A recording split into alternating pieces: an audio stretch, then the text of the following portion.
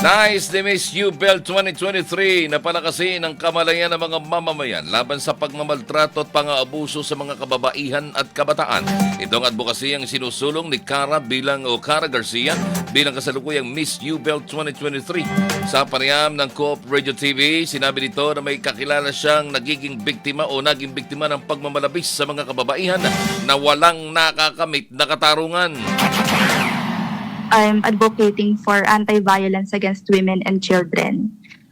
Since Miss Ubel, ito na po yung advocacy ko. Kasi personally, marami po akong mga kakilala na nagsasuffer from violence. Isipin mo, as young as our age, meron ng mga naging victims of physical and sexual violence. Tapos, wala pong justice.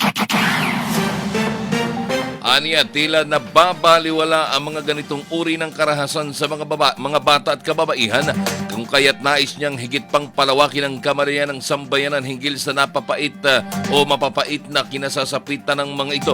Dahil dito, lalong umigting ang kanyang pagnanais na makamit ang korona ng hiyas ng Pilipinas upang maiakyat niya sa mas mataas na pansin ang usaping ito ng mga kababaihan at kabataan. Ako po si Cara Garcia, representing Las Piñas City, and I'd like to ask for your support sa pagsali ko po ng Hiyas ng Pilipinas. Gaganapin po ito sa November 3 to 12.